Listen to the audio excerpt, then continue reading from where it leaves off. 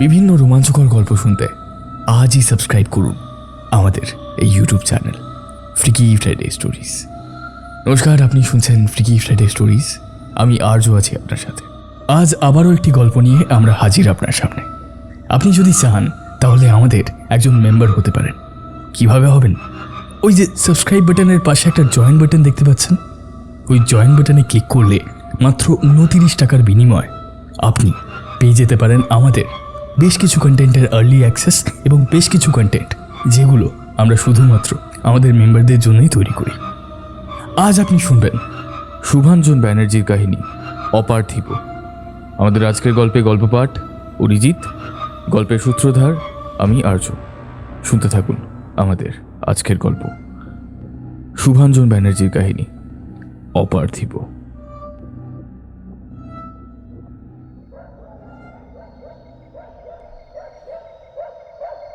রাত প্রায় 1:30 বাজে। কমপ্লেক্সের চারপাশে লাইটপোস্টগুলো জ্বললেও সে আলো জনশূন্য রাস্তাকে আরও রহস্যময় করে তুলেছে। চারিদিক নিস্তব্ধ, অন্ধকারের পাতলা চাদর আচ্ছাদিত। কমপ্লেক্সের আশেপাশে যে পার্কের মতো জায়গাটি রয়েছে সেখানে বেশ কিছু গাছ আর ঝোপ মতো আছে। সেখানে পোকাদের কোরাস ছাড়া এই জনশূন্য শীতের রাতে আর কোনো শব্দ নেই। আকাশে ক্ষীণ এক চিলতে চাঁদ।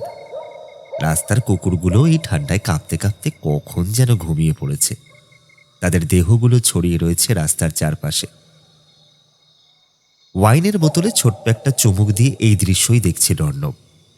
রাতের এই নিস্তব্ধ জনকোলাহল বিমুখ শহরকে দেখতে ভারী ভালো লাগে তার।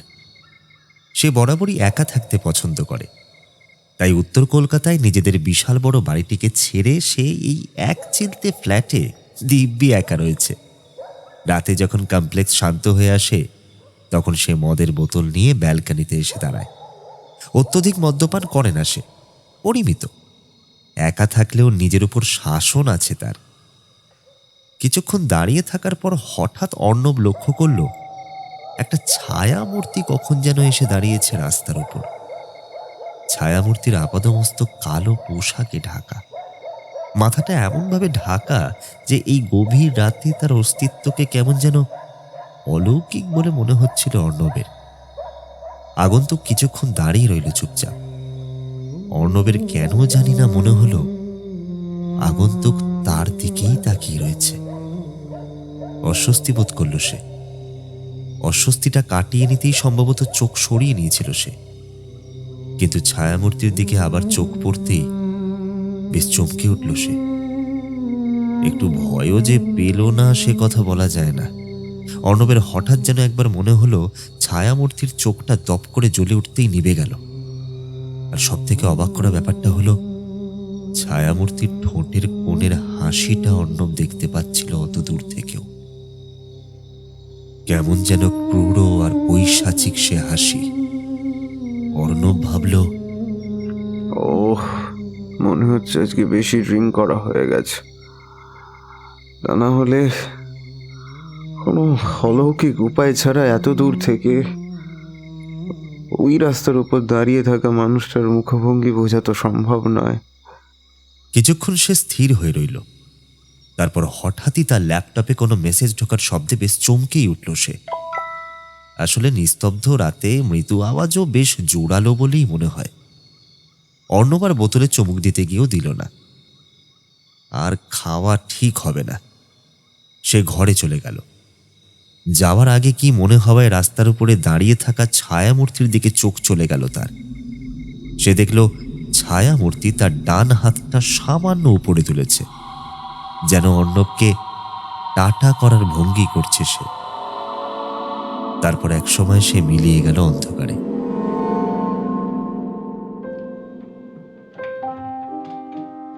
প্রাণকিশোরবাবুর বয়স 60 অতিক্রম করেছে এবছর।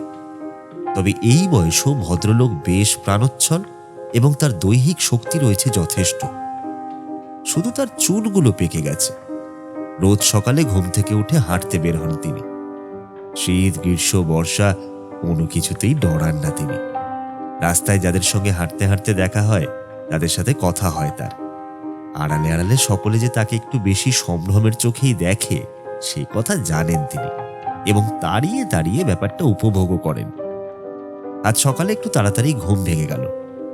প্রাণকিশোরবাবুর পরনে রোজকার মতো ধবধবে সাদা পাজামা পাঞ্জাবি আর একটা কাশ্মীরি শাল।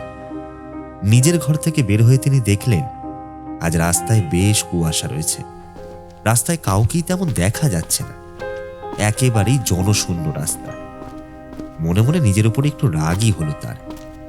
একা হাঁটতে ভালো লাগে না, পাশে কেউ থাকলে মাঝে মাঝে হাঁটার ফাঁকে ফাঁকে একটু কথা বলা যায়।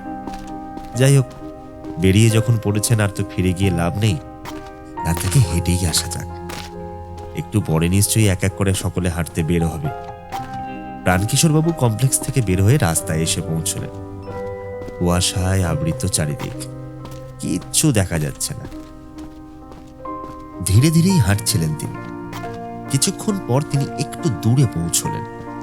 ঘড়ি দেখলেন প্রাণকিশোরবাবু, আধ ঘন্টা পেরিয়ে গেছে ইতিমধ্যেই। আরেকটু এগোতেই একটা পুকুর পড়ে। প্রাণকিশোরবাবু রোজ সেই পুকুরের ধারে একটি বেঞ্চে বসেন, আজও তাই করলেন। কুয়াশা যেন এখানে আরো বেশ খানিকটা ঘন। কিছুক্ষণ বসার পর হাঁপানি কেটে গেলে তিনি উঠতে যাচ্ছিলেন, হঠাৎ বাঁ হাতের মুঠোর মধ্যে একটা কাগজের স্পর্শ অনুভব করলেন প্রাণকিশোরবাবু। চমকে উঠে তাকালেন পাশে।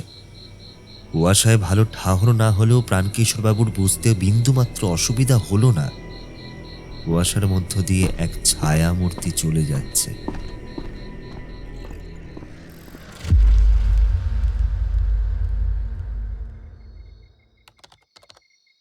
ঘরে ঢুকে অর্ণব ল্যাপটপ খুলে বসল। রাতে এই সময় সে মাঝে মাঝে ল্যাপটপে ভিডিও গেম খেলে। নেশা নয়, শখ। ঘর প্রায় অন্ধকারাচ্ছন্ন।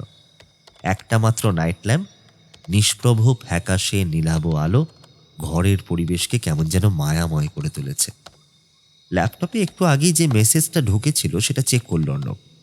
একটা অ্যাপ। আশ্চর্যজনকভাবে সেটা অটোমেটিক্যালি কখন যেন ডাউনলোড হয়ে গেছে তার ল্যাপটপে। সেটারই নোটিফিকেশন ঢুকেছে। বেশ অবাক লাগলো অর্ণবের। সে অ্যাপটা খুলল। একটা গেম প্ল্যাটফর্ম। অ্যাপটা খুলতেই 4টে অপশন দেখালো স্ক্রিনে: game, machine, music are reading. অন্যগুলোর প্রতি তেমন আগ্রহ বোধ করল না সে, তবে মিউজিকটার প্রতি বেশ কৌতূহল বোধ করল। একসময় কি ছোটবেলায় বেশ কয়েক বছর গিটার শিখেছিল সে, স্প্যানিশ গিটার। তারপর যা হয় আর কি, পড়াশোনার চাপ এবং অন্যান্য কারণে একসময় ছেড়ে দিতে হলো গিটার শেখাটাই। তাছাড়া বাবারও খুব একটা সম্মতি ছিল না এই গিটার শেখার ব্যাপারে। তিনি বরাবরই একটু প্রাচীনপন্থী ছিলেন। সঙ্গীত, নাচ গানের ব্যাপারে একেবারেই সম্মতি ছিল না তার। ফলে দীর্ঘদিন ধরে বাড়ির এক কোণে ধুলো খাচ্ছে অর্ণবের গিটারটা। তাই সে মিউজিক অপশনেই ক্লিক করল। ক্লিক করতেই বেশ কয়েকটা অপশন ভেসে উঠল ল্যাপটপের স্ক্রিন জুড়ে। সেখানের অপশনগুলো প্রত্যেকটাই এক একটা ইনস্ট্রুমেন্ট, মানে বাদ্যযন্ত্রের নাম। তার মধ্যে রয়েছে স্প্যানিশ, বাঁশি, সেতার, ড্রাম, এছাড়াও অন্যান্য কিছু বাদ্যযন্ত্রের নাম রয়েছে। স্প্যানিশে ক্লিক করল সে। দেখল একটা ছোট্ট স্প্যানিশ ফুটে উঠেছে স্ক্রিন জুড়ে। সেটার রিডগুলো কাঁপছে। অ্যাপটা ডাউনলোড কিভাবে হয়েছিল এই কথা ভেবেই সে খুলেছিল অ্যাপটা, কিন্তু সেই ব্যাপারটা থেকে একেবারেই সরে গিয়ে সে অ্যাপটির ফাংশনে আগ্রহী হয়ে উঠেছে। রিডগুলো কিভাবে ব্যবহার করতে হবে সে বুঝতেই পারছিল না। তখনই স্ক্রিনে ভেসে উঠল লাল রঙের একটা লেখা। লেখাটা বিড়বিড় করে পড়ল সে। Click on the strings. Okay. নিজের মনেই কথাটা বলে একটা স্ট্রিংয়ে ক্লিক করল অর্ণব। ল্যাপটপের সঙ্গে কোনো কানেকশন না থাকা সত্ত্বেও একটা সুর বেজে উঠল, মানে কোনো স্ট্রিং থেকে যেমন শব্দ বের হয় ঠিক তেমন। আর তখনই প্রবল বিস্ময়ের সঙ্গে অর্ণব ভাবল, তার কানে ল্যাপটপের নোটিফিকেশনের শব্দ এলো কিভাবে? যাকে সেসব পরে ভাবলেও চলবে। অর্ণব অন্যান্য স্ট্রিংগুলোতেও ক্লিক করে করে দেখল বিভিন্ন সুর বেজে উঠছে। তার মনটা একটা আবিষ্কারের আনন্দে ভরে উঠল। একের পর এক স্ট্রিংয়ে ক্লিক করতে লাগলো সে। এক অদ্ভুত সুর বেজে উঠছে। কেমন যেন নেশাগ্রস্ত লাগছিল অর্ণবের, তবুও বাজানো থামাতে পারছিল না। এক অদ্ভুত মোহাচ্ছন্নতা তাকে গ্রাস করছিল। সে বাজিয়েই চলল। চারিদিক নিস্তব্ধ, তার মধ্যেই আপন মনে বাজিয়ে চলল সে। কিছুক্ষণ বাজানোর পর সে যখন থামল তখন রাত প্রায় 3:30। বিছানায় যখন অর্ণব শুতে গেল তখন এক অদ্ভুত ভালো লাগায় আচ্ছন্ন হয়ে রয়েছে তার মন।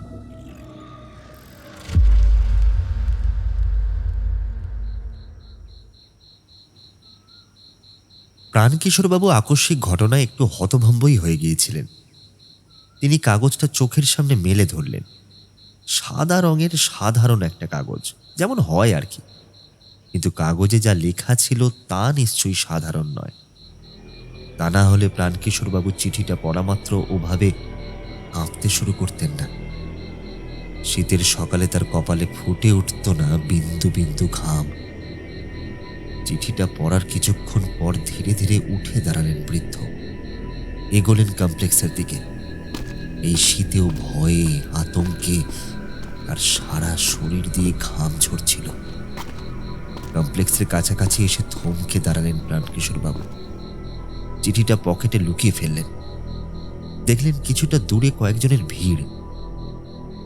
মুখগুলো চিনতে অসুবিধা হলো না প্রাণকিশোরবাবু, তারই কমপ্লেক্সের লোক। যাতায়াত করতে মাঝে মাঝে দেখা হয় তাদের সঙ্গে। সকলের সঙ্গে আলাপ না থাকলেও মুখগুলো প্রাণকিশোরবাবুর যথেষ্ট চেনা।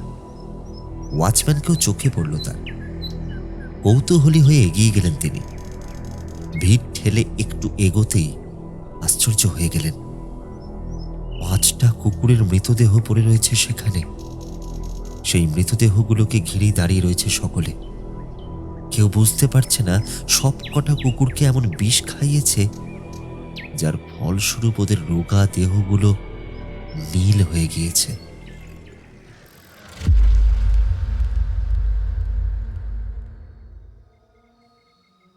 নিস্তব্ধ রাত, চারিদিক শুনশান হলেও খুব মন দিয়ে শুনলে কানে আসবে গিটারের টুংটাং শব্দ। শব্দটা আসছে কমপ্লেক্সের কোনো একটা ঘর থেকে। আগের দিন ওই অ্যাপে গিটারটা বাজিয়ে কেমন যেন নেশায় পড়ে গিয়েছিল অর্ণব। আজ আবার সে অ্যাপটা খুলে বাজাতে শুরু করলো। বাজাতে বাজাতে আগের দিনের মতোই কেমন মোহগ্রস্ত হয়ে পড়ছিল সে।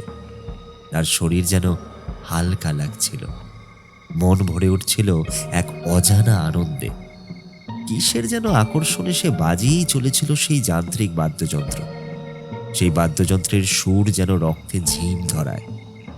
অর্ণব বুঝতে পারছিল সিগারেট মদ যেমন মানুষ সহজে ছাড়তে পারে না, ঠিক তেমনি এই নেশাও সে বোধহয় ছাড়াতে পারবে না। এই যন্ত্র রোজ রাতে বাজাতে না পারলে পাগল হয়ে যাবে সে। বাজাতে বাজাতে কতক্ষণ কেটে গেছে খেয়ালই নেই অর্ণবের। তার সম্বিত ফিরল একটা খলখল হাসির শব্দে। চমকে উঠে বাজানো থামিয়ে দিল সে। আবার সেই হাসি। কে যেন খলখল করে খোনা গলায় হেসে উঠছে। সে আবারও চমকে উঠল। অর্ণবের যথেষ্ট সাহস। এদিকের ফ্ল্যাটগুলোয় এখনো লোক আসেনি, তা সত্ত্বেও একা থাকতে তার ভয় করে না। তবে আজ এই নিস্তব্ধ শীতের রাত্রে ওই খলখল করে কারোর হেসে ওঠার শব্দে তার বুক কেঁপে উঠল। বাজানো থামিয়ে সে ভয়ে ভয়ে বলে উঠল, কে? চারিদিক চুপচাপ, কেউ হাসছে না। বেশ ধোঁকা লাগলো অর্ণবের। তবে কি সে ভুল শুনল? এবার অর্ণব ঘড়ির দিকে তাকালো এবং তাকাতেই চমকে উঠল। রাত প্রায় 3:30 বাজে। এতক্ষণ ধরে সে বাজাচ্ছিল। এবার যেন তার কর্মপ্রেমী মনটা জেগে উঠল। কাল সকালে অফিস আছে সে কথাও মনে পড়ে গেল ওর। ও তাড়াতাড়ি ল্যাপটপটা বন্ধ করে শুয়ে পড়ল। ঘুম আসতে দেরি হলো না বটে, কিন্তু ঘুম খুব একটা সুখেরও হলো না। বারবার দুঃস্বপ্ন দেখে ঘুম ভেঙে যেতে লাগলো তার। দুঃস্বপ্নগুলো বড়ই অদ্ভুত। কিছু নাম না জানা ভয়ালো দর্শন প্রাণীর অবয়ব দেখতে পাচ্ছিল সে। তাদের দেহের গঠন মানুষের মতো হলেও মানুষ যে তারা নয় তা তাদের বীভৎস মুখ দেখলেই বোঝা যায়। কেমন অদ্ভুত গোগানের শব্দ করছিল তারা। মুখগুলো তার সামনে আসতেই বারবার ঘুম ভেঙে যাচ্ছিল অর্ণবের। ভোর রাতে আরেকবার ঘুম ভেঙে গেল তার। হাতের কাছে থাকা জলের বোতলটা নিয়ে একটু জল খেল সে। সারা শরীর ঘামে একেবারে ভিজে গেছে, হাঁপাচ্ছিল। হঠাৎ বারান্দার দিকে চোখ পড়তেই কাঠ হয়ে গেল অর্ণবের সারা শরীর। শীতকালে ঠান্ডা হাওয়া আসে বলে জানলা দরজা সবকিছুই বন্ধ করে শোয়, অথচ আজ দেখল বারান্দার দরজাটা খোলা। অর্ণব ঠিক মনে করতে পারল না সত্যিই সে দরজা বন্ধ করেছিল কিনা। আসলে তার মন বলছিল সে দরজা বন্ধ করেই শুয়েছে, অথচ চোখে সে দেখছিল অন্য কিছুই। ফলে বিশ্বাস অবিশ্বাসের দোলাচলে ছিল সে, কিন্তু সেটা ভয়ের কারণ নয়। ভয়ের কারণটা হলো বারান্দার চকচকে রেলিং বেয়ে একটা অবয়ব পাক খেয়ে চলেছে। সেটাকে কোনো প্রাণী বলা যায় না, অন্তত সেই মুহূর্তে সেরকমই মনে হয়েছিল অর্ণবের। জিনিসটাকে একটা প্রাণবন্ত একতাল জেলির মতো দেখতে। চাঁদের আলো তার গায়ে পড়ে চকচক করছে। কিছুক্ষণ পর সেটা হঠাৎই মিলিয়ে গেল। সেদিন আর ঘুম এলো না অর্ণবের।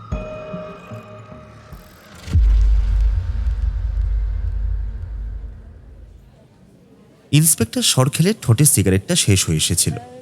তিনি সেটাকে অ্যাস্ট্রেতে গুজে দিয়ে চিন্তিত মুখে বললেন, আমার এতদিনের চাকরি জীবনে এমন অদ্ভুত ঘটনা দেখিনি।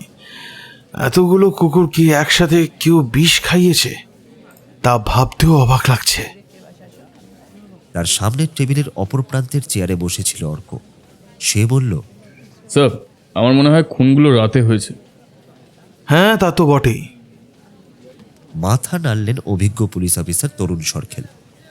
তার কপালে চিন্তার ভাঁজগুলো স্পষ্ট। বললেন, দিনের বেলায় কেউ যদি কুকুরগুলোকে বিষ খাওয়াতো তবে কেউ না কেউ তো দেখতেই পেত। সরি স্যার, বিষ যে খাওয়ানো হয়েছে এই কথা স্পষ্ট করে বলা যায় না। ফরেন্সিক রিপোর্ট আজ বিকেলেই এসেছে। সেখানে লেখা আছে কোনো এক অজ্ঞাত উপায়ে কুকুরগুলোর রক্তে মিশে গিয়েছে তীব্র বিষ, এবং এত মারাত্মক বিষ যে কুকুরগুলো কিছু বুঝে ওঠার আগেই তাদের মৃত্যু হয়েছে। অজ্ঞাত উপায়ে? হ্যাঁ স্যার, ফরেন্সিক রিপোর্টে তো তাই বলা আছে। মানে সাধারণভাবে যেরকম পদ্ধতিতে বিষ প্রয়োগ হয় তার কোনোটাই এক্ষেত্রে হয়নি। এটা ফুড পয়জনিংয়ের কেস নয় স্যার, ইনজেক্টও করা হয়নি। অবশ্য সেটাই স্বাভাবিক। এতগুলো কুকুরকে ইনজেক্ট করলে তার আগে ঘুমের ওষুধ প্রয়োগ করতে হবে, অথবা তাদের পাগুলো বেঁধে রাখতে হবে। সেরকম কোনো চিহ্ন কুকুরগুলোর বডিতে পাওয়া যায়নি। এতটা বলে দম নিতে একটু থামল অর্ক। সরখেল প্রশ্ন করলেন, তোমার কি মনে হয় খুনগুলো কেন করা হচ্ছে? স্যার, অনেক সময় কিছু মানুষ রাস্তার কুকুরদের প্রতি বিরক্ত থাকে। সেই বিরক্তি থেকেই অনেক কুকুরদের বিষ খাইয়ে দেন, এ কথা আমি শুনেছি। তবে এই ক্ষেত্রে মনে হয় ব্যাপারটা ওরকম নয়। খুনি নিশ্চয়ই কোনো সাইকোপ্যাথ, তা না হলে এভাবে এতগুলো খুন হতো না। হ্যাঁ, তুমি ঠিকই বলছো। দেখা যাক ব্যাপারটা কি। আর এই কেসের ইনচার্জ করলাম তোমাকে। Thank you sir. বলে একটা স্যালুট দিয়ে ঘর থেকে বেরিয়ে গেল অর্ক। মাঝরাতে ঘুমটা হঠাৎ ভেঙে গেল প্রাণকিশোর বাবুর। কানের কাছে মনে হলো যেন একটা গরম নিঃশ্বাস পড়ছে। ধর্মর করে উঠে বসে তাকালেন চারিদিকে। না, কেউ তো নেই। পাশে স্ত্রী ঘুমোচ্ছেন। অস্বস্তি ভরে তাকালেন চারিদিকে। নিস্তব্ধ শীতের রাত। ঘরের মধ্যে বিরাজ করছে আরামদায়ক উষ্ণতা। হঠাৎ চিঠিটার কথা মনে পড়ল তার। চিঠিতে লেখা ছিল, ছাড়ব না, খুন করে ফেলব। প্রাণকিশোরবাবু তার কর্মজীবনে এমন হুমকি চিঠি পেয়েছেন। ঘুষ না নেওয়া পুলিশকে অনেক রকম সমস্যার মধ্যে পড়তে হয়। প্রাণকিশোরবাবুকেও পড়তে হয়েছিল। হুমকি চিঠি, হুমকি ফোন, এসব তার কাছে একসময় জল ভাত হয়ে গিয়েছিল। তবে রিটায়ার করার পর এই ধরনের উপদ্রব আর ঘটেনি তার জীবনে। এতদিন পর একটা হুমকি চিঠি পেয়ে তিনি যে কেন এতটা নার্ভাস হয়ে পড়ছেন তা তিনি নিজেও বুঝতে পারছেন না। নিশ্চয়ই কোনো পুরনো শত্রু ভয় দেখাচ্ছে তাকে। কম লোককে তো আর অ্যারেস্ট করেননি। মারাত্মক সব ক্রিমিনালদের মুখোমুখি হয়েছে নিজের কর্মজীবনে। তবুও এবার কেন জানি না তার বেশ ভয় ভয় করছে। প্রাণকিশোরবাবু মনে মনে ভাবলেন, কাল একবার থানায় গিয়ে ইনফর্ম করে আসতে হবে। ইস, লোকটার মুখটা যদি একবার দেখতে পেতাম। আসলে ঘটনাটা এতটাই অনভিপ্রেত আর আকস্মিক যে ব্যাপারটা বুঝতে না বুঝতেই তো লোকটা গায়েব হয়ে গেল। প্রাণকিশোরবাবু কম্বল সরিয়ে খাট থেকে পা দুটো নামালেন, আর তখনই তিনি সভয়ে অনুভব করলেন একজোড়া কনকনে ঠান্ডা হাত তার পা দুটোকে চেপে ধরেছে। প্রথমে তিনি ভয়ে কোনো কথা বলতে পারছিলেন না। হাত দুটোর চাপ ক্রমশ বাড়ছে তার পায়ের উপর। কয়েক সেকেন্ড এইভাবেই কেটে গেল। প্রাণকিশোরবাবু এবার আর পারলেন না, চিৎকার করে উঠলেন। এই খাটের তলায় গিয়ে। চিৎকারটা বোধহয় তিনি একটু বেশি জোরে করে ফেলেছিলেন, তাই হয়তো তার স্ত্রী ধর্মর করে উঠে বসলো এবং টেবিল ল্যাম্পটা জ্বালিয়ে দিল। ঘর মৃদু আলোয় আলোকিত হয়ে যেতেই প্রাণকিশোরবাবু বুঝতে পারলেন তার পা চেপে ধরেছিল যে হাত দুটো, সেগুলো আর নেই। ব্যাপারটা বুঝতে পেরেই তিনি যেন সম্বিত ফিরে পেলেন। টেবিল ল্যাম্পের কাছে একটা টর্চ রাখা ছিল, সেটা নিয়ে তড়িৎ গতিতে আলো ফেললেন। খাটের তলা ফাঁকা, শুধু একটা পুরনো জং ধরা তরঙ্গ রয়েছে। তবুও ভালোভাবে খুঁজতে লাগলেন তিনি, কিন্তু অনেকখানি ঝুলকালি ছাড়া যখন আর কিছুই পেলেন না, তখন উঠে পড়লেন।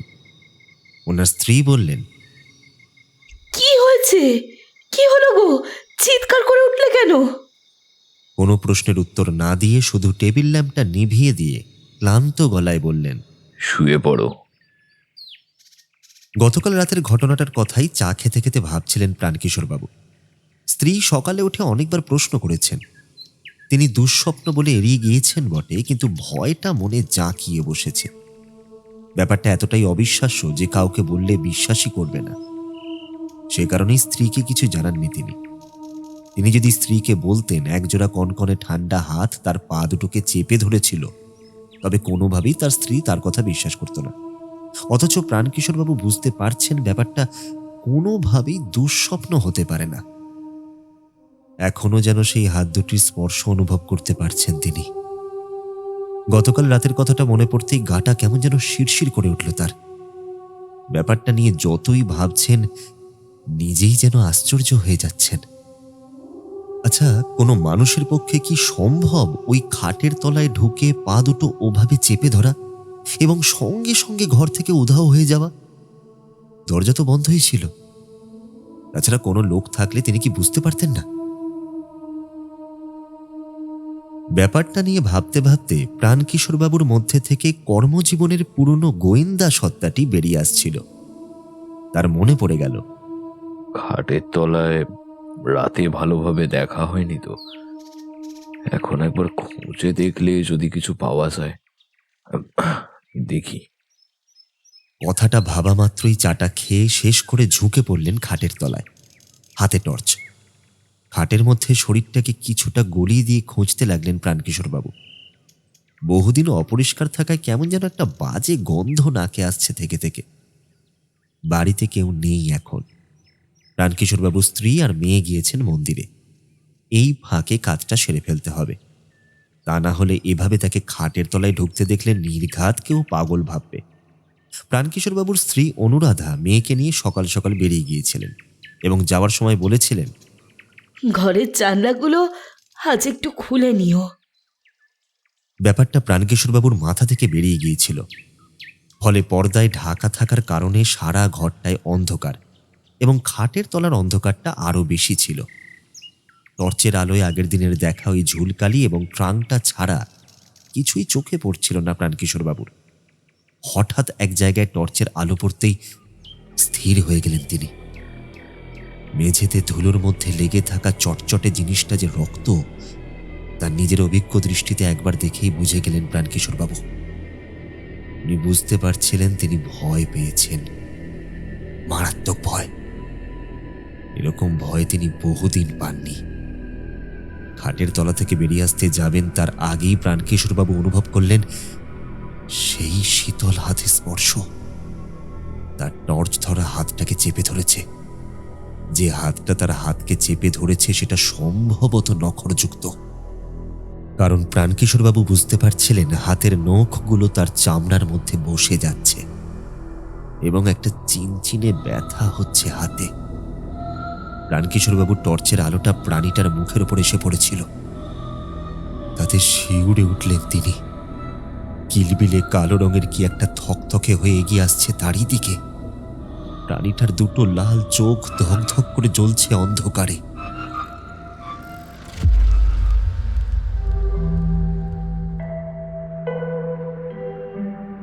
মৃতদেহটা যখন খাটের তলা থেকে বের করা হলো, তার অবস্থাটা দেখে শিউরে উঠল অর্ক। তার 5 বছরের কর্মজীবনে সে বেশ কিছু নৃশংস খুনের কিনারা করতে গিয়ে বিকৃত মৃতদেহ দেখেছে, কিন্তু এই ধরনের বীভৎসতা আগে কখনো দেখেনি। মানুষটির নাম প্রাণকিশোর হালদার। একসময় এসপি ছিলেন। তার স্ত্রী আজ সকালে থানায় ফোন করেছিলেন। অর্কই ফোনটা ধরেছিল।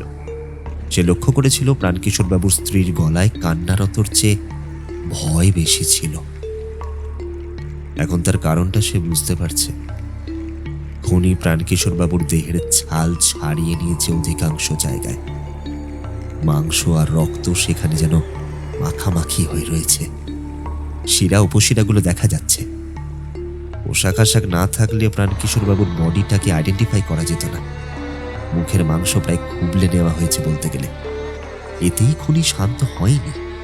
প্রাণকিশোর বাবুর দেহটাকে দলা পাকিয়ে খাটের মধ্যে ঢুকিয়ে এক কোণে রেখে দিয়েছিল। দেখতে দেখতে চোয়াল শক্ত হয়ে উঠছিল অর্ক।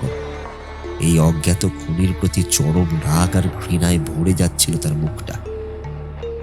প্রাণকিশোর বাবুর স্ত্রী অনুরাধা বারবার অজ্ঞান হয়ে যাচ্ছিলেন। মেয়ের অবস্থাও সুবিধার নয়। সে কারণেই বডি পোস্টমর্টমে পাঠিয়ে দিয়ে স্পট থেকে বেরিয়ে এলো অর্ক। এটা জিজ্ঞাসাবাদের সময় নয়। গাড়িতে বসার আগে কমপ্লেক্সের অন্যদিকের বিল্ডিংটায় চোখ পড়েছিল তার। একজন অল্প বয়সী যুবক বারান্দা থেকে চেয়ে আছে তারই দিকে। অবশ্য দৃশ্যটা এমন কিছু অস্বাভাবিক নয়। পুলিশের প্রতি সাধারণ মানুষের মনে একটু ভয় মিশ্রিত কৌতূহল থাকে। এও হয়তো তেমনই।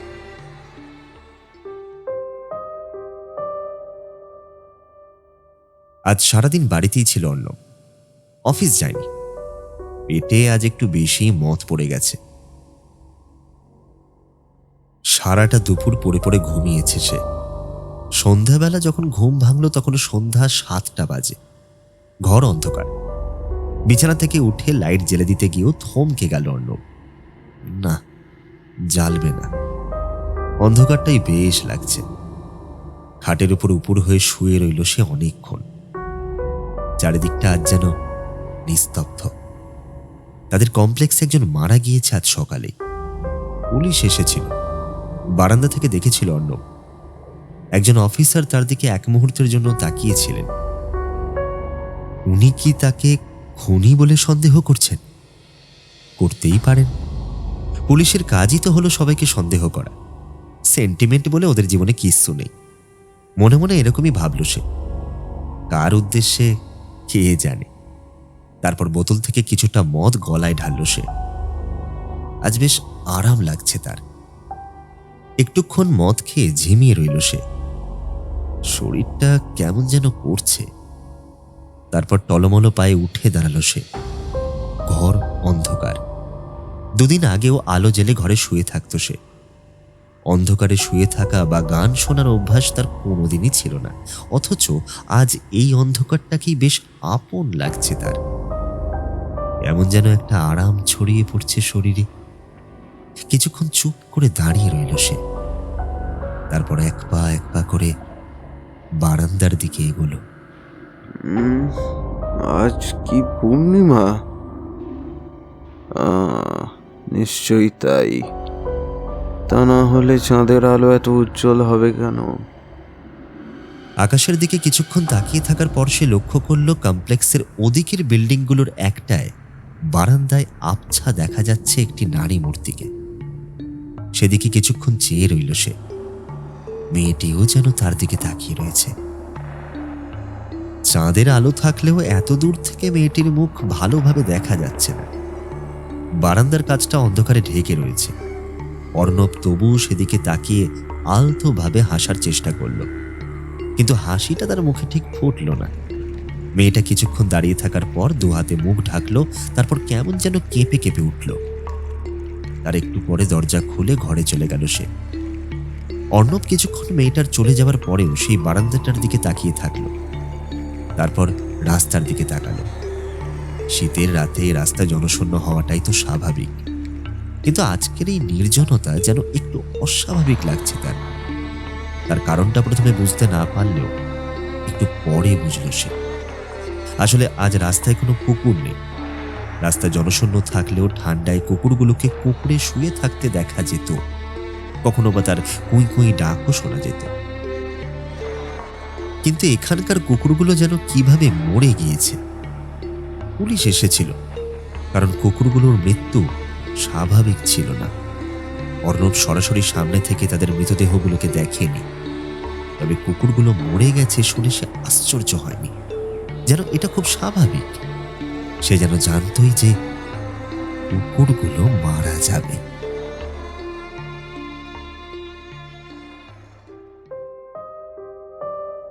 আজ অফিস থেকে ফিরতে সুব্রতর একটু দেরিই হয়েছে। যে প্রজেক্টে সে হাত দিয়েছে সেটা যে বেশ ঝামেলার তা বুঝতে পেরেছিল, কিন্তু উপায় ছিল না।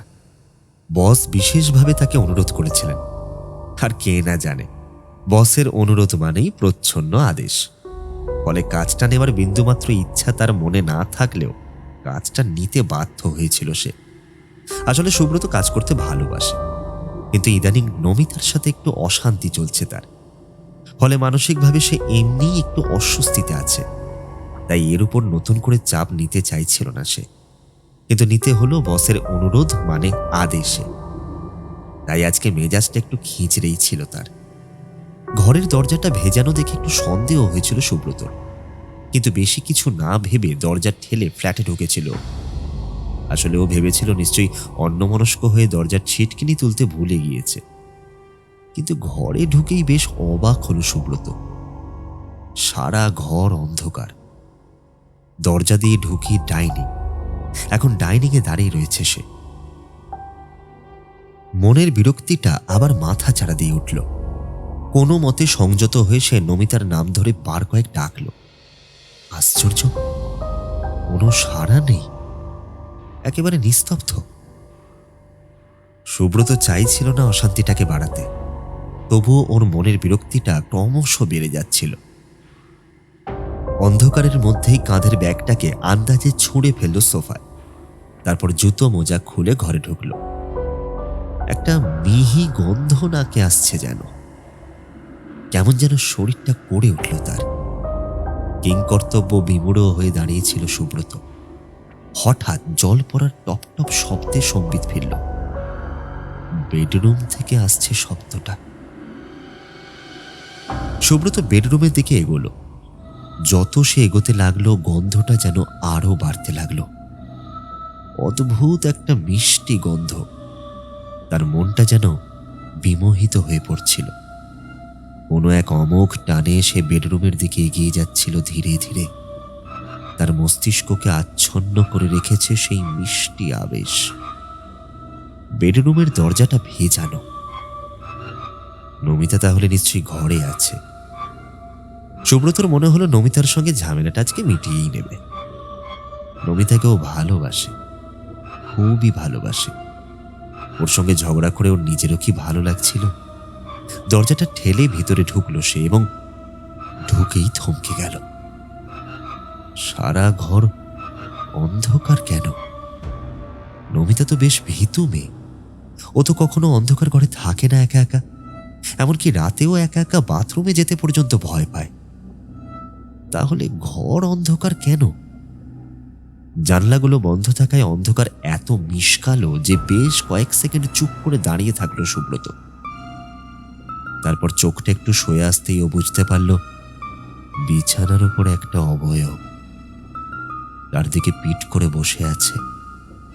তার সর্বাঙ্গ থেকে নিশ্চয়ই ওই জলের ফোঁটাগুলো টপ টপ শব্দে ঝরে পড়ছে, কারণ ঘরে ঢোকার পর থেকেই জল পড়ার শব্দটা আরো স্পষ্ট হয়ে উঠছে। এতক্ষণে মূর্তির অবয়ব আরো খানিক স্পষ্ট হয়ে উঠেছে। সুব্রতর মনটা হঠাৎই যেন বেশ রোম্যান্টিক হয়ে উঠল। সে ভাবল পিছন থেকে জড়িয়ে ধরবে নমিতাকে। সেই মতোই নমিতাকে কিছু টের পাওয়ার সুযোগ না দিয়ে এগোলো তার দিকে। নমিতা বা সেই অবয়ব নিশ্চল ভাবে বসে আছে স্থির হয়ে। সুব্রত তার একেবারে কাছে এসে দাঁড়ালো। উত্তেজনায় তার বুকটা তখন ধুকপুক করছে। নমিতার রেশমের মতো চুলে হাত দিল সে। ঠিক তখনই মূর্তি পিছন ফিরে তাকালো। যে মুখটা সুব্রত দেখল, যদি তাকে মুখ বলা যায়, তার জন্য মোটেই প্রস্তুত ছিল না সে। আসলে প্রাণীটার অবয়ব মানুষের মতো হলেও মুখের জায়গায় কালো চ্যাটচ্যাটে জেলির মতো তালগোল পাকানো একটা বস্তু রয়েছে। সেটা মুখ বেয়ে প্রাণীটার বুকের ওপর নেমে আসছে সর্পিল গতিতে। একটা অস্ফুট চিৎকার করার সুযোগই শুধুমাত্র সুব্রত পেয়েছিল, আর কিছু নয়। অর্কর ভ্রুটা কুঁচকে ছিল। আবার একটা খুন, আর সেটাও একই কমপ্লেক্সে, একই বিল্ডিংয়ে। প্রাণকিশোরবাবু থাকতেন 3 তলায়, আর এই সুব্রত নামের লোকটি 2 তলায়। ফোনটা এসেছিল 9টা নাগাদ। তখন প্রাণকিশোরবাবুর প্রোফাইল রিলেটেড কিছু তথ্য মন দিয়ে পড়ছিল অর্ক। ফোনটা বেজে উঠতেই তার চিন্তাজাল ছিন্ন হয়েছিল। রিসিভারটা তুলে নিতেই যখন ওপাশ থেকে একটা কান্না জড়ানো মহিলা কণ্ঠস্বর ভেসে এসেছিল, তখন নিজের অজান্তেই একটা অজ্ঞাত আশঙ্কায় ভরে উঠেছিল অর্কর মন। তবে কি আবার? নিচে গিয়ে দেখলো কেমন যেন থমথমে সবকিছু। সব থেকে ভয়াবহ ব্যাপার হলো, সুব্রতবাবুর দেহের কিছু কিছু জায়গায় মাংস তুলে নেওয়া হয়েছিল। অর্ক তৎক্ষণাৎ স্পটে পৌঁছেছিল এবং আরেকবার ধাক্কা খেয়েছিল মৃতদেহের অবস্থা দেখে। সত্যি বীভৎস। খুনি শুধু খুন করেই ক্ষান্ত হননি, নিষ্ফল আক্রোশে বারবার বিকৃতি সৃষ্টি করেছে দেহে, ঠিক প্রাণকিশোরবাবুর মতোই। মৃতদেহ চলে যাওয়ার পর ডাইনিংয়ে এসে দাঁড়ালো অর্ক। মৃত সুব্রতবাবুর স্ত্রী সোফায় বসে কাঁদছিলেন গুমড়ে গুমড়ে। তাকে ধরে রেখেছিলেন একজন প্রতিবেশী মহিলা। সুব্রতর স্ত্রী নমিতার মনের ভেতরে একটা দোলাচল চলছিল। এই মুহূর্তে তাকে কোনো প্রশ্ন করা উচিত নয়, তা অর্ক জানে। তবুও এ কেস ফেলে রাখা সম্ভব নয়। ব্যাপারটা এখন স্পষ্টভাবেই বোঝা যাচ্ছে সিরিয়াল কিলিং ছাড়া আর কিছুই নয়। নমিতা দেবীর সামনে দাঁড়ালেন। নমিতা দেবী চোখ তুলে তাকালেন তার দিকে। চোখ দুটো ঈষৎ রক্তাভ। অর্ক ইতস্তত করে মোলায়েম স্বরে বলল, দেখুন ম্যাডাম, আমাকে ক্ষমা করবেন। আপনার মানসিক অবস্থা আমি বুঝতে পারছি, তবুও আপনাকে আমাকে কিছু প্রশ্ন করতেই হবে। যতখানি সম্ভব প্লিজ উত্তর দেওয়ার চেষ্টা করুন। বুঝতেই পারছেন 2টো খুন হয়ে গেল এই নিয়ে। খুনিকে আরও সময় দিলে সে হয়তো আরও নিরপরাধ মানুষের প্রাণ নেবে। তাছাড়া এখনও আমরা খুনিকে তেমন একটা ট্রেস করতে পারিনি, কারণ স্পটে খুনি কোনো চিহ্ন ফেলে যায়নি। তাই জন্যই বলছি ma'am, please cooperate with us. চোখের জল মুছে তাকালেন নমিতা দেবী। বলুন, কি জানতে চান? উল্টো দিকে বসলো অর্ক। প্রশ্ন করল, সুব্রতবাবু কেমন মানুষ ছিলেন? নিপাট ভালো মানুষ বলতে যা বোঝান ঠিক তাই। ওর সাথে কোনোদিন কারোর বিরোধ বাঁধেনি, কারোর সাথেও কখনো খারাপ ব্যবহারও করেনি। আপনাদের বিয়ে কত বছরের? 2 বছর। আপনারা কি বিয়ের পর থেকে এখানেই থাকেন? ঋষরায় সুব্রতর বাড়ি ছিল, তবে ওর বাড়ির লোকেরা একটু প্রাচীনপন্থী। আমাদের বিয়ে মানেননি, কারণ আমরা একে অপরকে ভালোবেসে বিয়ে করেছিলাম। তাই এই ফ্ল্যাটেই থাকি আমরা। ভাড়ায়? হ্যাঁ। মাথা নাড়ল অর্ক। মিনিট খানেক চুপ করে থেকে বলল, আচ্ছা, এই যে আপনারা স্বেচ্ছায় বিয়ে করেছেন, এর জন্য সুব্রতবাবুর সাথে কারো শত্রুতা হয়নি তো? না, আর হলেও এমন ভাবে।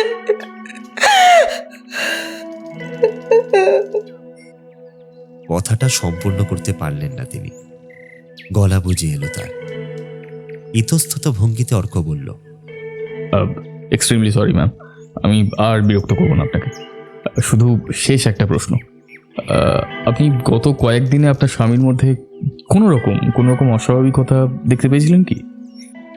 ঠোঁট কামড়ে ভাবছিলেন নমিতা। অর্ক মৃদু উত্তেজিতভাবে বলল, এই ছোটখাটো কিছু, ধরুন রাগারাগি, চুপচাপ থাকা, এমন কিছু? হ্যাঁ, খুব চুপচাপ হয়ে গেছিল। আমার সঙ্গে এক করে না শুয়ে পাশের ঘরে শুতে শুরু করেছিল। সারাক্ষণ যেন নিজের মধ্যেই ডুবে থাকতো। অথচ আমি জানি ও আগে এমন ছিল না, জানেন। ও ও খুব হাসি খুশি প্রাণোচ্ছল ছিল বরাবর। তবে শেষ এক সপ্তাহ ওর মধ্যেই পরিবর্তনগুলো দেখা দিয়েছিল। Okay, thank you ma'am. আমরা খুব শীঘ্রই খুনিকে খুঁজে বার করবো। Thank you, thanks lot. মাঝরাতে একটা বিকট স্বপ্ন দেখে ঘুম ভেঙে গেল অর্কর। জল খেল সে। মাথার মধ্যে এত চিন্তার কারণে রাতে মাঝে মাঝে ঘুম ভেঙে যাচ্ছে তার। চুপ করে কিছুক্ষণ বসে রইল সে। হঠাৎ তার মনে হলো, দুজনের মধ্যে তো তেমন কিছু কমন নেই, তেমন কোনো তথ্যই আসেনি। কাল একবার প্রাণকিশোরবাবু স্ত্রীর সঙ্গে কথা বলতে হবে, নিশ্চয়ই কিছু পাওয়া গেলেও যেতে পারে। মনে মনে সবকিছু সাজিয়ে নিচ্ছিল সে।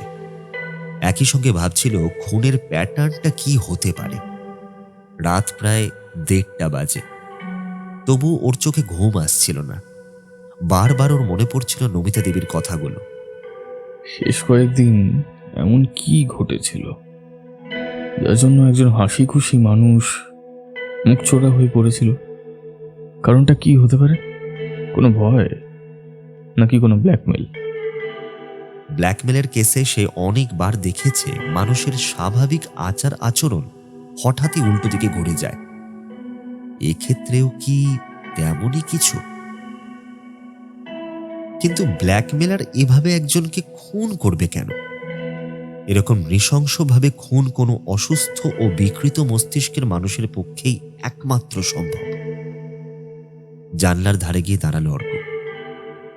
শুতে যাওয়ার আগে সে দেখেছিল চাঁদকে মেঘেরা ঢেকে রেখেছে, অথচ এখন মেঘ কেটে গিয়ে চাঁদের স্নিগ্ধ আলো এসে পড়েছে রাস্তার উপর। একটা সিগারেট ধরালো সে। আকাশের মেঘাচ্ছন্নতা কেটে গেলেও তার মনের মেঘাচ্ছন্নতা কিছুতেই কাটছে না। কেসটার ব্যাপারে সে এক মনে ভেবে চলেছিল। হঠাৎ মোবাইল বেজে ওঠার শব্দে চিন্তাধারা ছিঁড়ে যাওয়ায় একটু বিরক্তির সঙ্গে অবাকও হলো সে। এত রাতে তাকে কে ফোন করছে আবার? তবে কি আবার একটা খুন? জ্যামুক্ত তীরের মতো ছিটকে গিয়ে ফোনটা হাতে তুলে নিল সে। মনে মনে উত্তেজনাকে চেপে রাখার প্রচন্ড চেষ্টা করছে সে। হৃৎপিণ্ডের শব্দ শুনতে পাচ্ছে। নমিতা দেবী ফোন করেছে। কলটা রিসিভ করলো সে। হ্যালো, হ্যালো ম্যাডাম, হ্যাঁ বলুন, কি হয়েছে? কিছু হয়নি আসলে। সরি আপনাকে এত রাতে ডিস্টার্ব করার জন্য। আপনি নিশ্চয়ই ঘুমিয়েছিলেন। না, এই তো জেগেই ছিলাম, বলুন। আপনাকে না তখন একটা কথা বলতে ভুলে গেছিলাম। কি কি ম্যাডাম? আমাদের বিল্ডিং এর অপর দিকে যে বিল্ডিংটা আছে কমপ্লেক্সের, তার 3 তলায় যিনি থাকেন তার নাম অর্ণব পাল। ওর সাথে শেষ কয়েক মাস সুব্রতর খুব ভালো বন্ডিং তৈরি হয়েছিল। দুজনে দরজা বন্ধ করে কি সব আলোচনা করত। মাঝে মাঝে সুযোগ পেলেও চলে যেত অর্ণব বাবুর বাড়িতে। হয়তো ব্যাপারটা নিছক বন্ধুত্বও হতে পারে, তবে আমার মনে হলো ব্যাপারটা আপনাকে একবার জানানো দরকার। জানি না এটা কোনো দরকারি ইনফরমেশন কিনা, তবুও জানিয়ে রাখলাম। না না, আপনি ভালোই করেছেন। তুচ্ছ থেকে তুচ্ছ সব ঘটনাই আমাদের জানা দরকার, কোনটা কখন দরকার পড়ে যায়। হ্যাঁ, সেজন্যই জানালাম। আরেকটা কথা প্রাণকিশোর বাবু, মানে হ্যাঁ, আমি বুঝতে পারছি কার কথা বলছেন। Please please continue. ওনাকেও শেষের দিকে মাঝে মাঝেই শুনতাম অর্ণব বাবুর ফ্ল্যাটের দিকে যেতেন। ম্যাম ম্যাম, এক মিনিট এক মিনিট। শুনতেন মানে কার কাছে শুনতেন? প্রাণকিশোর বাবুর স্ত্রীর কাছে। উনি আমাকে বড্ড স্নেহ করেন। আচ্ছা ma'am, could you please explain যে উনি ঠিক কি বলেছিলেন? হ্যাঁ, আপনি নিশ্চয় জানেন প্রাণকিশোর বাবু পুলিশে ছিলেন। তিনি এমনিতে একটু রাশভারী প্রকৃতির ছিলেন। অল্প কথার মানুষ, কিন্তু শেষ দিকে নাকি কথা বলা প্রায় বন্ধ করে দিয়েছিলেন। শুধুই অর্ণববাবুরই বাড়ি যেতেন, আর কোথাও যেতেন না। সব মিলিয়ে ওনার আচার আচরণ বেশ একটু অস্বাভাবিক হয়ে উঠেছিল, এটুকুই। আন্তরিক ধন্যবাদ ম্যাম, এই তথ্যগুলো খুব গুরুত্বপূর্ণ আমাদের কাছে। অনেক ধন্যবাদ আপনাকে, রাখছি। হ্যাঁ। ফোনটা নামিয়ে রেখে নিজের ইজি চেয়ারে এসে বসল সে। নিজের মনেই বলে উঠল, এই অর্ণব পাল নামক লোকটার সঙ্গে কথা বলে দেখতে হবে তো।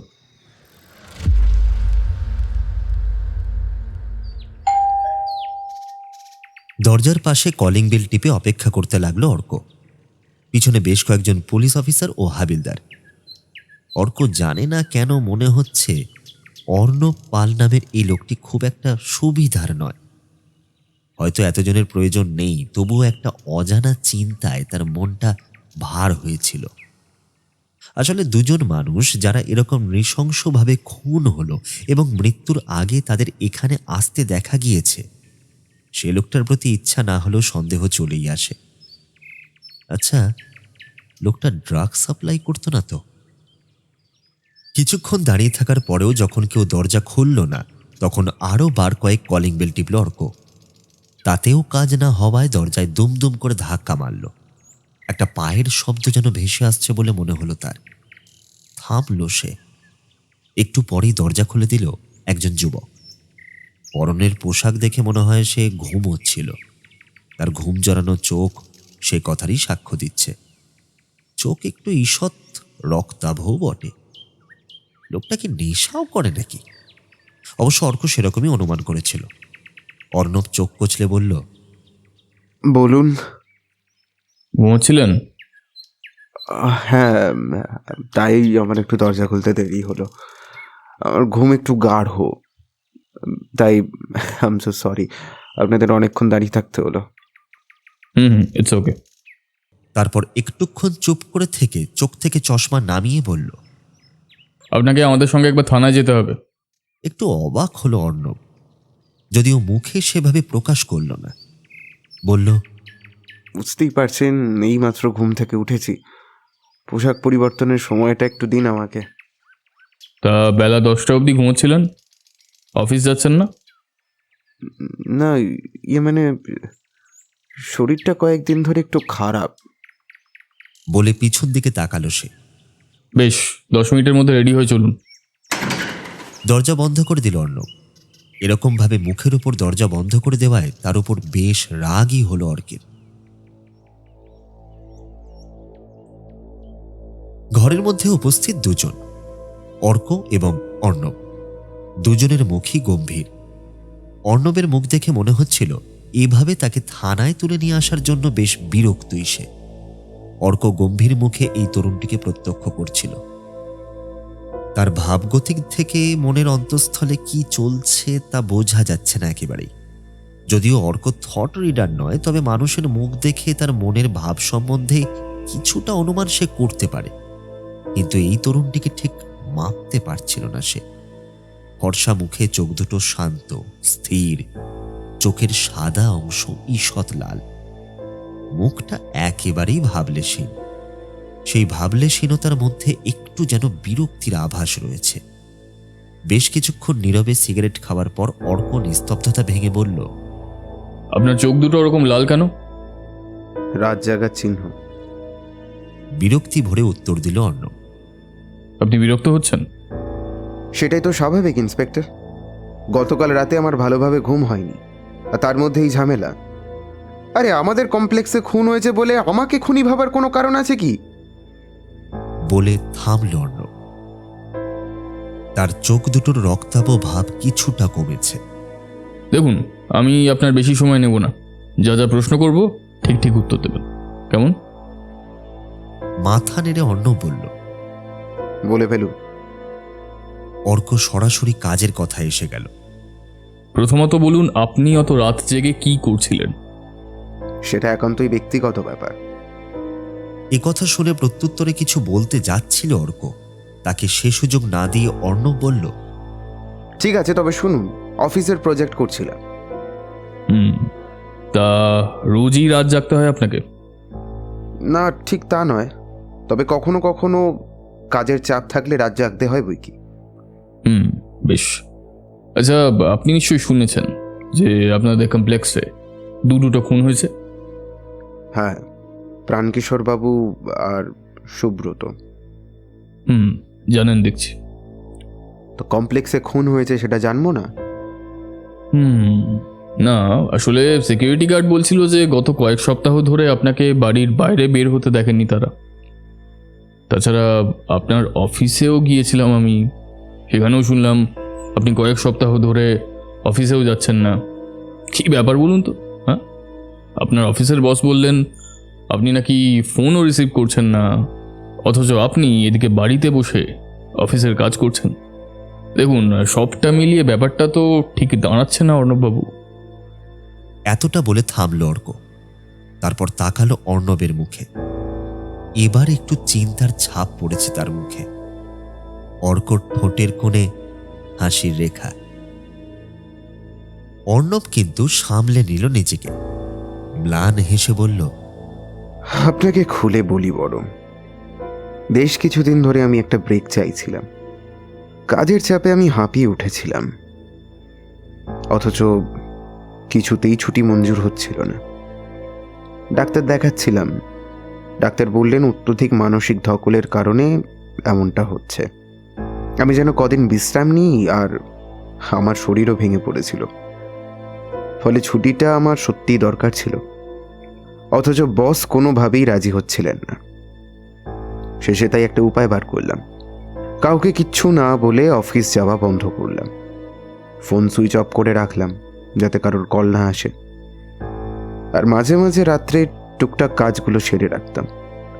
এই হচ্ছে আমার ঘরে লুকিয়ে থাকার কারণ। মাথা নাড়ল অর্ক। আচ্ছা, বেশ। পরের প্রশ্ন। বেশ কয়েকজনের কাছে শুনলাম যারা মারা গেছেন তারা মারা যাওয়ার আগে আপনার কাছে প্রায় যেতেন। এর কারণটা কি বলতে পারবেন?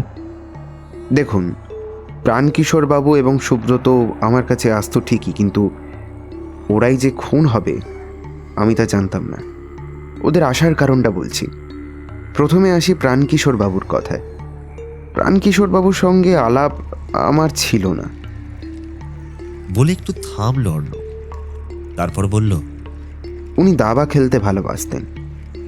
এই দাবার সূত্রেই ওনার সঙ্গে আমার আলাপ হয়। তারপর মাঝে মধ্যেই উনি আমার বাড়িতে আসতেন দাবা খেলতে। তখন ওনার ব্যবহারে কোনো অস্বাভাবিকতা লক্ষ্য করেছিলেন? একটু ভেবে বলবেন। না তো, রোজ যেমন আসতেন তেমনই। আর সুব্রত আমার স্কুলের বন্ধু। ঠিক বন্ধু নয়, ও ছিল আমার সহপাঠী। সেভাবে বন্ধুত্ব না থাকলেও আমাদের বাড়ি ছিল খুবই পাশাপাশি।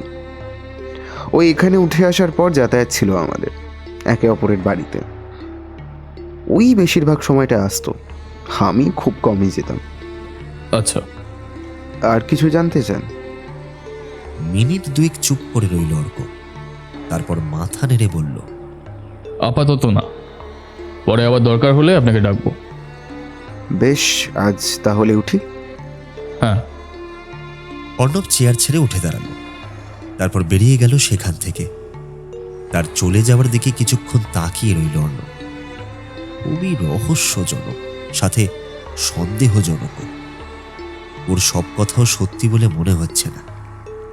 মনে মনে কি যেন বিড়বিড় করল সে। তারপর কেস ফাইলে মন দিল।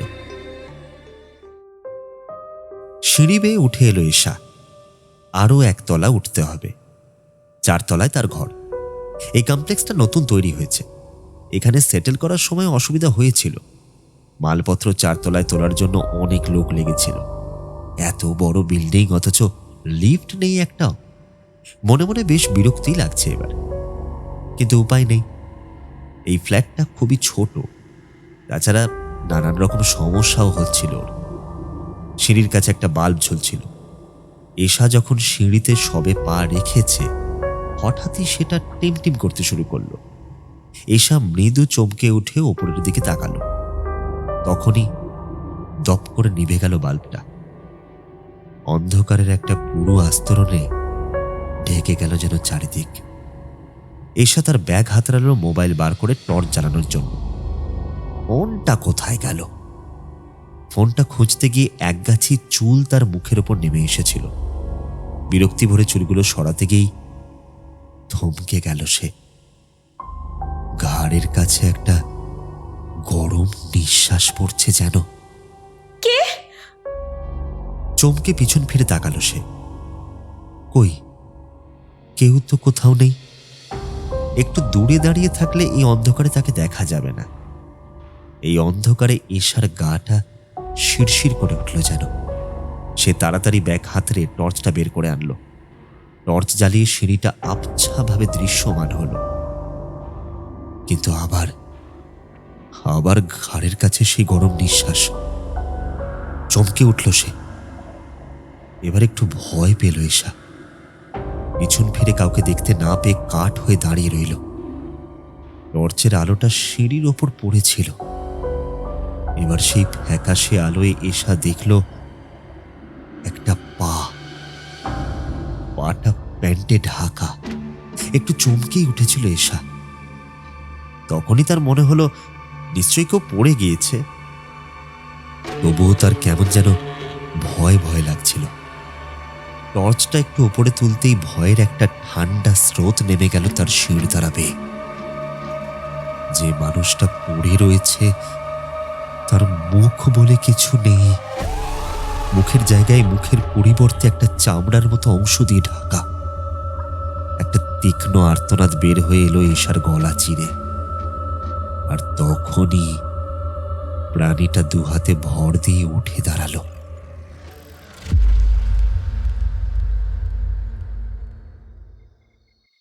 অর্ক যখন স্পটে পৌঁছালো তখন রাত প্রায় 1:30 বাজে।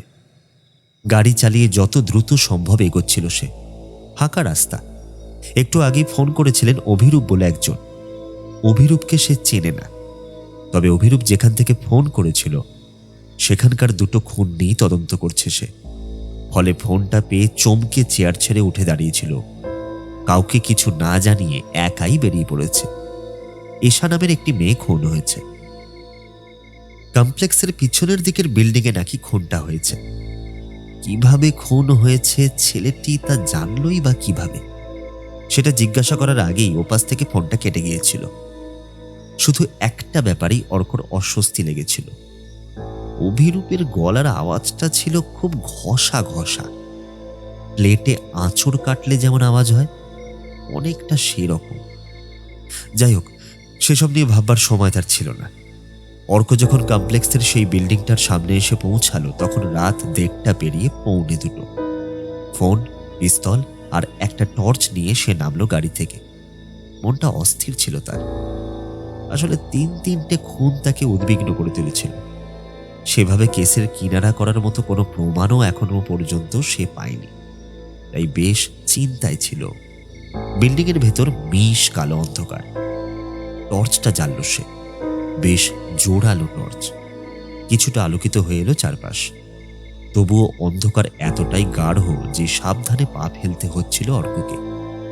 অভিরূপ নামের ছেলেটা বলেছিল মৃতদেহটা রয়েছে 4 তলায়। সিঁড়িতে টর্চের আলো ফেলে খুব সাবধানে উঠছিল।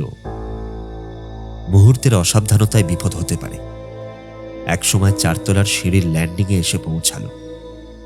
অর্ক ভাবল কাউকে না নিয়ে এসে ভুলই হয়েছে। তখনই অর্ক হতবুদ্ধি হয়ে আবিষ্কার করল যেমনই সমস্যা হোক, ফরেন্সিক ও অন্যান্য অফিসারদের খবর না দিয়ে তাদের সঙ্গে না এসে কখনো কোথাও একা আসেনি সে। একা এসে তো বডি সরানো, এভিডেন্স খতিয়ে দেখা এসব সম্ভব নয়। এবার তার মনে পড়ল ফোনটা আসার পর সে কেমন যেন মন্ত্রমুগ্ধের মতো উঠে বসেছিল। কোনো দিকেই খেয়াল ছিল না তার। ব্যাপারটা বুঝতে পেরেই তার কেমন যেন গাটা ছমছম করে উঠল। সে সিঁড়ির ল্যান্ডিংয়ে যেখানে দাঁড়িয়েছিল সেখানেই এশার মৃতদেহটা পড়ে রয়েছে। মৃতদেহটার উপর ঝুঁকে সে মন দিয়ে দেখছিল। তখনই তার মনে হলো তার পিছনে কে যেন এসে দাঁড়িয়েছে। ঠিক তখনই মুক্ত তীরের মতো ছিটকে উঠে দাঁড়ালো অর্ক। না, কেউ নেই তো। তবে কি মনের ভুল? মনে তো হয় না। টর্চ নিয়ে সিঁড়ির দিকে ফেলল সে। কোথাও কেউ নেই। এশার মৃতদেহটার অবস্থাটাও ঠিক অন্যদের, মানে প্রাণকিশোর বাবু এবং সুব্রতর মতোই। কিন্তু তদন্তে তার আগ্রহ ছিল না এই মুহূর্তে। এই প্রথমবার একটা অজানা ভয় গ্রাস করেছিল অর্কর মন। তার মনে হচ্ছিল তাকে যেন ইচ্ছার বিরুদ্ধে এখানে নিয়ে আসা হয়েছে। একটা বিপদ সংকেত তার মনে বাজছিল। অর্কর ষষ্ঠ ইন্দ্রিয় বলছিল, চলে যাও, চলে যাও এখান থেকে। অর্কর কি হলো সেটা সে নিজেই বুঝতে না পেরে সত্যি সিঁড়ি দিয়ে দ্রুত গতিতে নামতে লাগলো। তখনই কারেন্ট চলে আসায় চারদিক আলোকিত হয়ে উঠল। বিল্ডিং থেকে বেরিয়ে এলো সে।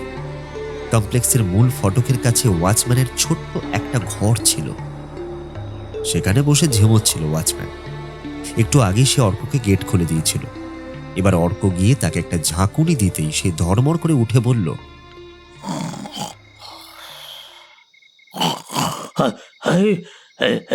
আপনি আপনি ভেতরে ঢুকলেন কিভাবে?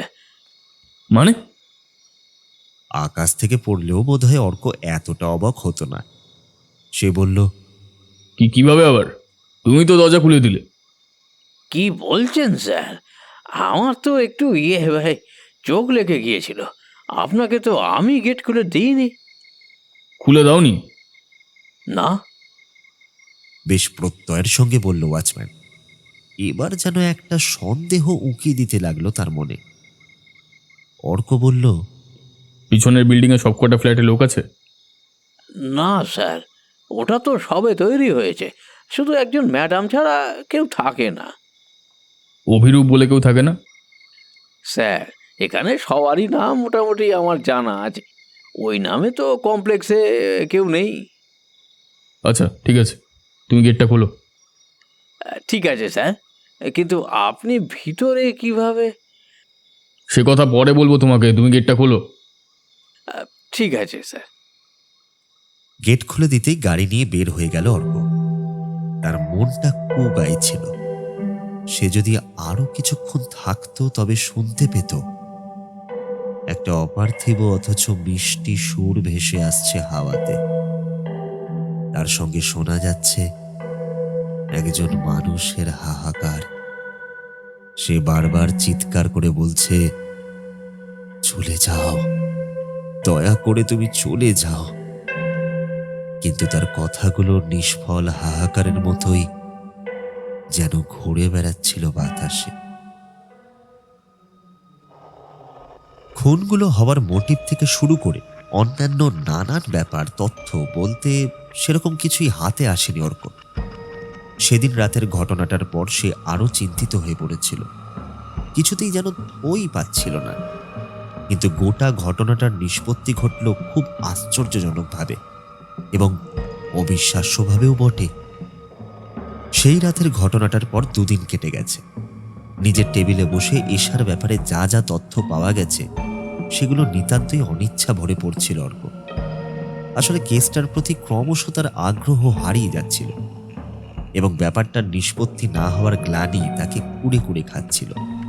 হঠাৎই টেলিফোনটা বেজে ওঠায় অর্ক বিড়বিড় করে বলল, আবার খুন?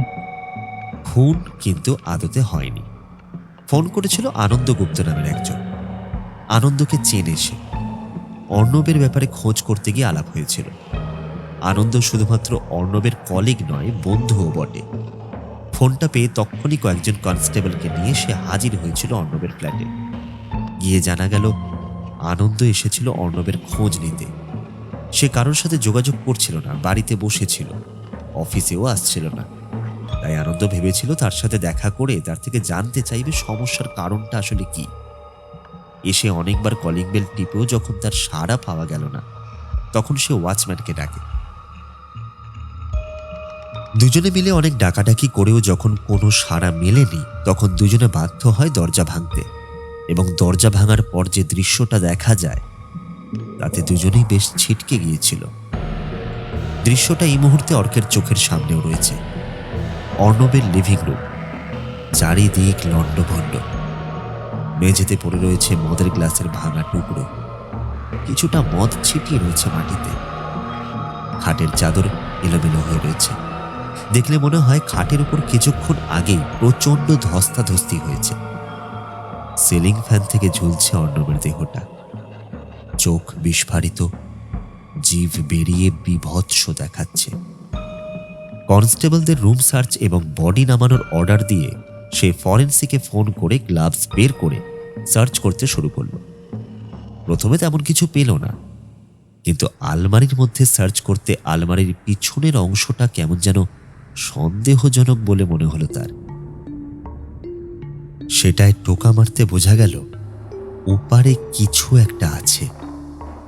কয়েকজন কনস্টেবলের সাহায্যে সেটাকে সরিয়ে দিতেই দেখা গেল কতগুলো তাক, প্রত্যেকটা তাকে বইপত্র ঠাসা, বিভিন্ন লৌকিক দেবদেবী ও নিষিদ্ধ অভিচার নিয়ে লেখা তন্ত্রমন্ত্র বিষয়ক গ্রন্থ। গ্রন্থগুলো এতটাই পুরনো যে পাতা উল্টাতে বেশ কষ্ট হচ্ছিল অর্কর, কিন্তু সেই কষ্টকেও পাত্তা দিচ্ছিল না, বরং ওর দু চোখে অপার বিস্ময়। এসব কি? তখনই একজন কনস্টেবলের ডাকে সম্বিত ফিরল। বইগুলোকে নামিয়ে রেখে একটা চেয়ার টেনে বসল সে, কাগজগুলো একটা সুতো দিয়ে বাঁধানো। এটা কি সুইসাইড নোট নাকি স্বীকারোক্তি সেটা অর্ক জানে না, শুধু সে পড়ে গেল লেখাটা, কারণ লেখাটা তাকে উদ্দেশ্য করেই লেখা।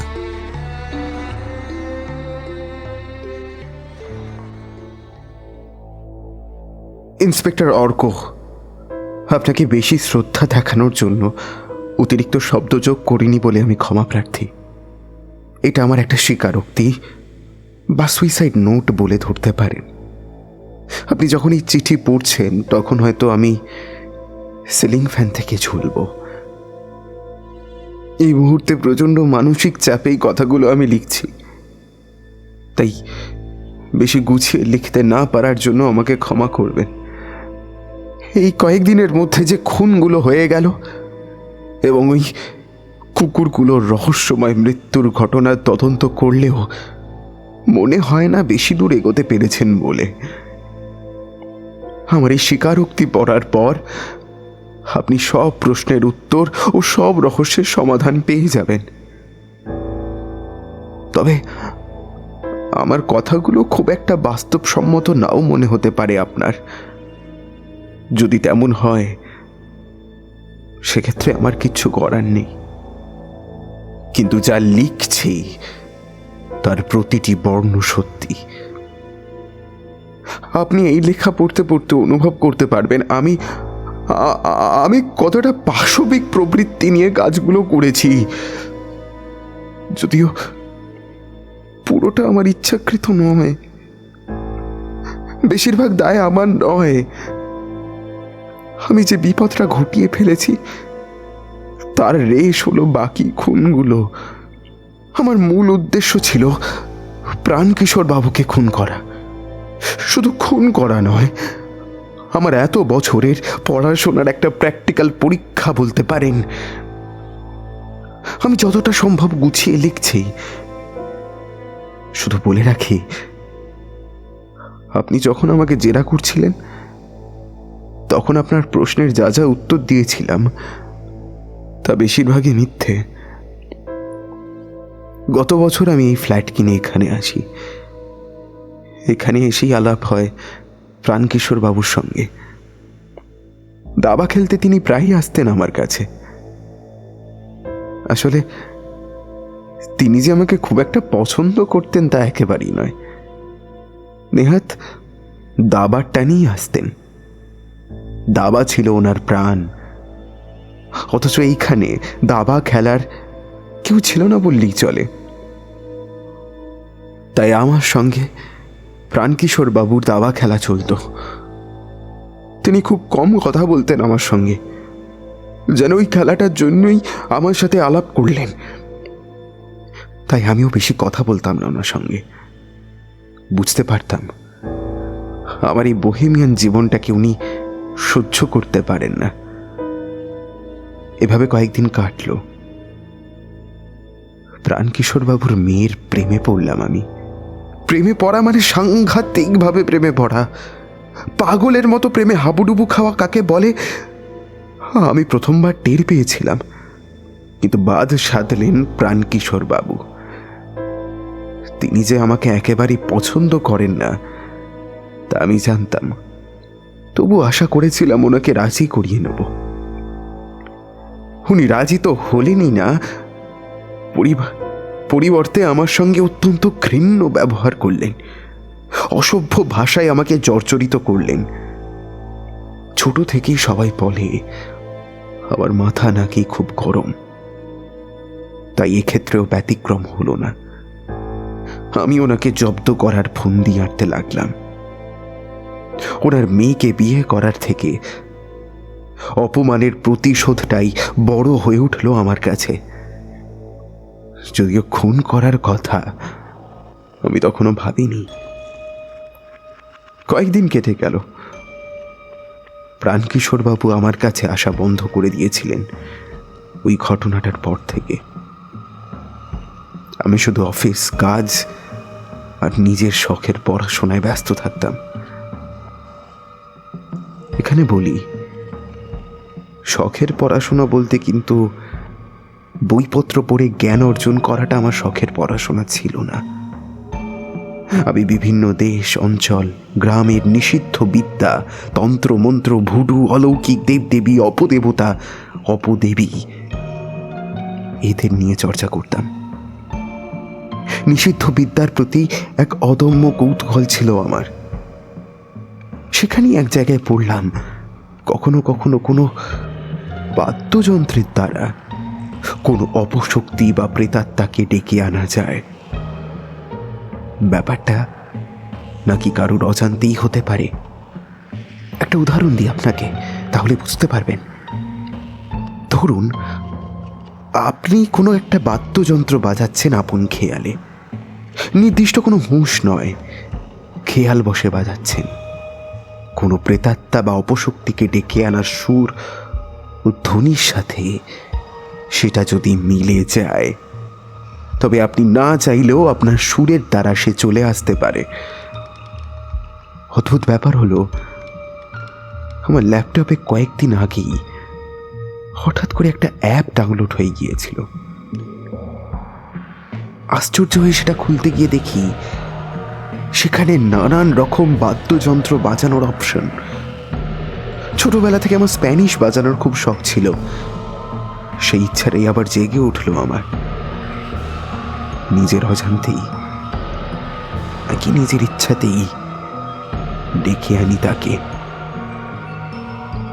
যেভাবে ওই আদিবাসীরা তাদের নিষিদ্ধ অনুষ্ঠানে ডেকে আনে খোদ শয়তানের অনুচরকে, ঠিক ঠিক সেইভাবে তার আগমনগুলো এতটাই অশুভ ছিল যে ওই কুকুরগুলো মরে যায়। প্রাণকিশোর বাবুকে এক সকালে একটা হুমকি চিঠিও দিয়ে আসি আমি। তিনি কুয়াশার মধ্যে আমাকে দেখতে পাননি সম্ভবত, কিন্তু ভয় পেয়েছিলেন। ওনার সেই ফ্যাকাশে হয়ে যাওয়া মুখ দেখে আমি কি যে আনন্দ পেয়েছিলাম আপনাকে বলে বোঝাতে পারবো না। প্রাণকিশোর বাবুকে মেরে আমার দুটো লাভ হলো, পথের কাঁটাও সরল, আর এতদিনের পড়াশোনার উপর একটা পরীক্ষাও হয়ে গেল। কিন্তু কিন্তু এরপরই চরম বিপর্যয় নেমে এলো। কিছুতেই ওই পাপাত্মাকে বশ করতে পারছিলাম না আমি। প্রতি রাতে সে হয়ে উঠছিল আরো আরো অনেক বেশি শক্তিশালী। সুব্রতকে মেরেও শান্তি হলো না তার। রোজ একটু একটু করে আমার শরীর থেকে রক্ত শুষে নিত সে। অসহ্য যন্ত্রণা। মনে হয় মৃত্যু এর থেকে অনেক অনেক ভালো। তাই তাই এই পথই অবলম্বন করতে হলো আমাকে। শুধু শুধু এতজনের খুনের সাথে পরোক্ষভাবে জড়িয়ে গেলাম আমি। আমি চাইনি এতগুলো মৃত্যু হোক, কিন্তু বিশ্বাস করুন ওকে আটকাবার ক্ষমতা আমার ছিল না। তাই এই পথ আমি বেছে নিলাম। চিন্তা করবেন না, ও আর নেই। আহ্বানকারের মৃত্যু হলে এই অপছায়া ধ্বংস হয়ে যায়। মৃত্যুর পর আমার শরীরেই বাসা বাঁধবে ও। তাই একটা শেষ অনুরোধ, আমার দেহ দাহ করবেন না, তাতে ও আর আবদ্ধ না থেকে মুক্তি পেয়ে যাবে। তার পরিবর্তে আমাকে আপনারা কবর দিন। বিদায়, ইতি, অর্ণব।